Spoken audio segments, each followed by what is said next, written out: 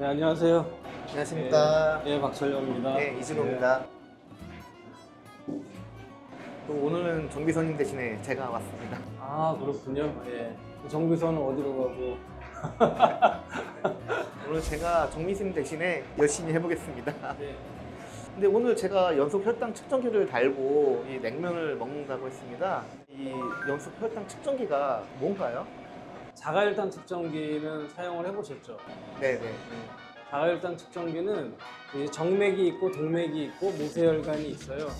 정맥과 동맥을 이어지는 게 모세혈관인데, 우리가 이제 손가락 끝에서 하는 혈당 검사는 이제 모세혈관에서 한순간 딱 검사를 하는 거잖아요. 예를 들어서 한 150이라는 수치가 나왔는데, 그 150이라는 수치가 올라가는 150인지 내려가는 150인지 멈춰있는 150인지 알 수가 없죠. 근데 이제 연속 혈당 측정기라고 하는 것은 혈당을 갖다가 지속적으로 모니터링 할 수 있는 그런 어떤 기계가 이제 새로 나온 거죠. 그러면 이 당뇨병 환자들이 평소에 연속 혈당 측정기를 달고 생활을 하면은 많은 도움이 될까요? 그럼요. 이제 연속 혈당 측정기를 달고 이제 활동을 하면 훨씬 더 도움이 되죠. 어떤 식당을 선택할 때도 도움이 되고, 그 다음에 그 식당에서 여러 가지 메뉴를 선택할 때도 도움이 되고, 그 음식에서 양을 조절하는 데도 도움이 되고, 밥을 먹고 이제 운동을 하면 혈당이 떨어질 거 아니에요. 운동의 양을 결정할 때도 도움이 되고, 혈당 측정하는 데는 불편함이 있잖아요. 근데 연속 혈당 측정기는 우리가 이제 핸드폰으로 혈당을 이제 직접 볼 수 있으니까, 이제 혈당의 패턴을 볼 수 있으니까 훨씬 좋죠. 이제 문제는 뭐냐면 여기 이렇게 달고 있으니까 약간 고통이 좀 따를 수 있다고 하는 게 좀 단점이고, 또 한 가지는 아주 정확하게 맞지는 않으니까 그거에 대해 어떤 차이점이 있다. 그리고 이제 또 한 가지 가장 중요한 건 가격이 비싸요. 하지만 이제 눈으로 보면 이건 안 되겠다, 이제 확실한 교육이 되니까 혈당의 어떤 여러 가지 문제점들을 올바르게 바로잡는 데는 상당히 도움이 된다. 우리가 밥집에 와서 너무 이론이 길었어요. 네. 우리 주문을 해봅시다. 네. 그럼 한번 봅시다. 이게 지금 어떻게 구성이 되어 있는지 한번 보면, 면류 음식이 적지 않은 양의 볼륨이 들어가 있죠. 네. 그러면 이제 똑같은 탄수화물이죠. 탄수화물. 계란, 고명들이 좀 있고, 오이가 있고, 그 다음에 무냉채가 있네요. 그럼 여기에 지금 단백질은 뭐가 들어가 있죠? 계란. 계란, 고명. 이거밖에 없잖아요. 네. 그게 무슨 뜻이냐면, 뭐 설탕, 소금물 같은데 밥을 한 2공기쯤 말아서 오이나 냉채, 계란 이제 고명 조금 얹어서 먹는 그런 이제 스타일인 거예요. 탄수화물의 양이 너무 많은 거죠. 그러니까 이렇게 먹게 되면은 혈당 스파이크가 금방 일어나기 때문에 고혈당 상태가 금방 노출이 되게 되죠. 그러니까 이제 얘를 먹으려고 하면 조금 지혜가 필요합니다. 어떻게 먹으면 되나요? 그러니까 이제 골고루 먹어야 된다는 개념이 필요한 거니까 단백질이 더 많이 필요한 거예요. 이제 보통의 냉면집에서는 수육을 시키면 좋고, 오늘은 저희가 이제 고깃집에 왔으니까 고기를 시켜서 같이 먹으면 훨씬 더 나을 것 같아요. 고기 좀 부탁드립니다. 가급적이면 어떻게 드시면 좋냐면 면의 양을 일단 줄이는 게 좋아요. 저 같은 경우에는 반 정도를 이제 더 넣는 게 훨씬 더 좋죠. 사실은 이제 우리가 친한 사이면 저는 이제 냉면 하나 시켜서 반 나눠 먹으면 딱 좋은 것 같습니다.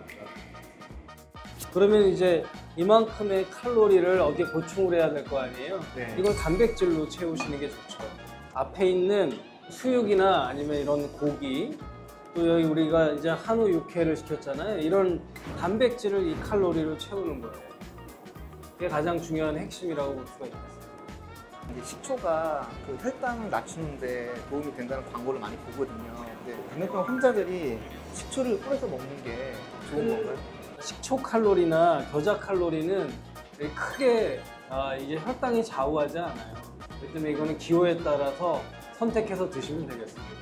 그러면 식초를 뿌릴 때 면에 뿌리는 게 낫나요? 아니면 국물에 뿌리는 게 낫나요? 그것도 다 기호에 맞게. 네, 이거는 식사 전문가들의 판단에 따르시면 될 것 같습니다. 식사하기 전에 한번 혈당을 한번 확인을 해볼까요? 네.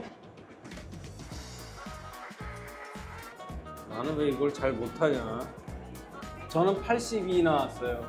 저는 지금 89. 혈당 상태가 굉장히 좋네요. 이제 다 덜으신 거예요? 네. 예, 그럼 이제 한번 식사를 맛있게 편안하게 하시면 되겠습니다. 교수님은 물냉을 좋아하시나요? 비빔냉면 좋아하시나요? 물냉면을 더 선호하는 편입니다. 혈당 관리 측면에서도 비빔냉면이 혈당이 훨씬 더 많이 올라가는 경우가 많습니다. 예, 맞습니다. 저도 얼마 전에 비빔냉면을 먹었는데 혈당이 굉장히 많이 올라갔어요. 왜냐면 이제 비빔냉면의 소스를 어떻게 만드는지를 보면 알 수가 있어요. 매운맛은 이제 고춧가루나 이런 것들을 쓰겠지만 더 달콤하게 만들기 위해서 여러 가지 과일, 그다음에 여러 가지 청 같은 것들을 이제 포함시키거든요. 먼저 이제 면이나 이런 것부터 먹는 것보다는 고기부터 드시는 게 더 사실은 훨씬 더 좋습니다.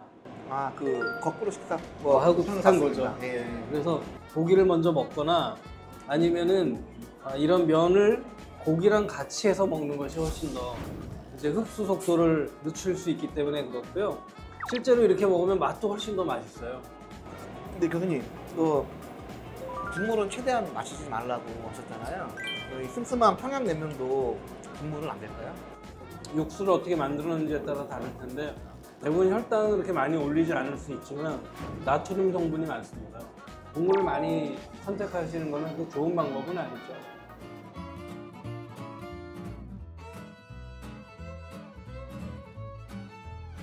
혈당이 비교적 조절이 잘 되는 분들은 사실 상관이 없는데 보통의 경우에 메밀국수니까 더 좋지 않아요? 이렇게 얘기하시는 분들도 많은데 이 면을 먹으면 혈당이 굉장히 많이 튀는 분들이 많아요. 그런 분들은 이제 면을 대체할 수 있는 게 있어요. 곤약으로 이제 면을 만드는데 그게 한 100g당 15칼로리, 굉장히 낮거든요. 면의 질감은 있고 그다음에 칼로리는 별로 높지 않고 혈당 피크도 만들지는 않으니까 곤약면을 이제 활용해서 먹으면 냉면 맛을 가지고 좀 즐길 수 있지 않을까 이런 생각이 듭니다.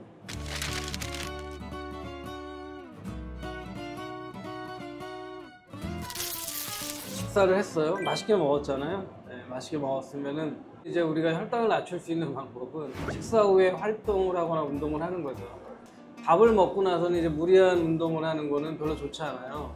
소화를 한다는 그 과정 자체가 우리 몸에서 굉장히 스트레스가 많은 상황이니까 밥을 먹고 한 15분 이내에 가벼운 산책 이런 것들을 하면 좋은데 우리가 이제 연속 혈당 측정기를 차고 있잖아요. 그럼 이제 혈당 옆에 화살표가 있어요.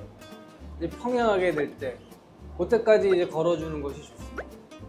그리고 우리가 이런 면류 음식을 먹고 대부분 많이 호소하는 그런 증상 중에 하나가 식후 졸림 현상이잖아요. 밥 먹고 나서 막 꾸벅꾸벅 졸거나 나른하고 피곤하다고 호소하시는 분들이 많은데 그런 증상들의 상당히 많은 원인 중에 하나가 뭐냐면 식후 고혈당인 경우가 많아요. 평소에 밥 먹고 나서 많이 졸리고 했는데 네. 그게 고혈당 때문에 그러면 그렇죠. 그럴 것 같을 가능성이 되게 높죠. 연속 혈당 측정기를 찬 경우에는 화면으로 확인이 가능하고 그런 경우에 밥 먹고 나서 이제 가벼운 산책이나 이런 것 통해서 혈당 피크를 꺾기만 해도 나른함, 피곤함, 졸린 증상 이런 것들도 훨씬 더 개선시킬 수가 있죠. 교수님도 식후에 운동을 자주 하시나요? 우리가 밥 먹고 운동해야 되는지가 궁금하시는 거죠? 네. 그 내용은 헬스로드 운동편을 참고하십시오. 이제 우리 밥도 다 먹었는데 혈당 측정 한번 해볼까요? 네.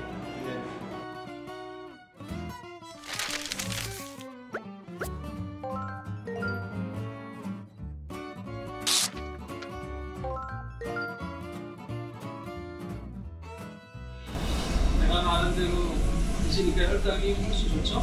네. 밥도 꼭 이렇게 드세요. 네, 알겠습니다. 알겠습니다.